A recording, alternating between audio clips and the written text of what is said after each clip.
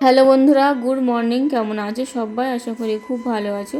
তো সকালবেলা এই যে বাইরের দরজাটা খুলেছি, আমাদের ঘরের সামনে দেখো কত সুন্দর কলমি শাক হয়েছে। তো কয়েকদিন আগে দেখছিলাম পাতাগুলো সব পোকায় খেয়ে নিয়েছে, আবার বৃষ্টি হয়েছে তো শাকগুলো সুন্দর হয়েছে। মা থাকলে তুলে দিত, আমি তো ওই জলে নামবো না, ওই পচা জলে পা দিলেই আমার হাত পা সারাদিন ধরে চুলকাবে। তো যাই হোক, এদিকে ভাতটা বসিয়ে দিয়েছি, দুধটাও দিয়ে গেলো, দুধটা জাল দিতে বসিয়ে দিলাম।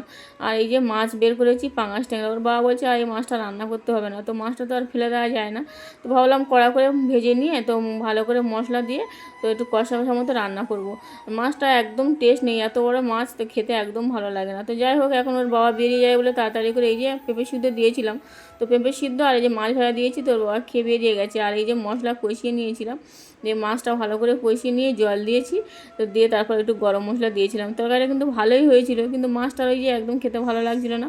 এদিকে সব রকম সবজি ছিল ফ্রিজের মধ্যে অনেক দিন ধরে, সেগুলো কেটে নিয়েছি। আর মা তো দেশি চিংড়ি দিয়ে গেছিলো বাড়ি থেকে সেই রান্না পুজোর সময়, তো ওই দিয়ে রান্না করতে করতে দেখি আবার গ্যাসটা ফুরিয়ে গেছে। কী যে বিপদে পড়েছি তো কী বলবো। তারপরে এই যে ফোন করার পর 1 ঘন্টা পরে গ্যাসটা দিয়ে গেছে। আর এখন এই যে তরকারিটা বাকিটা করে নিলাম।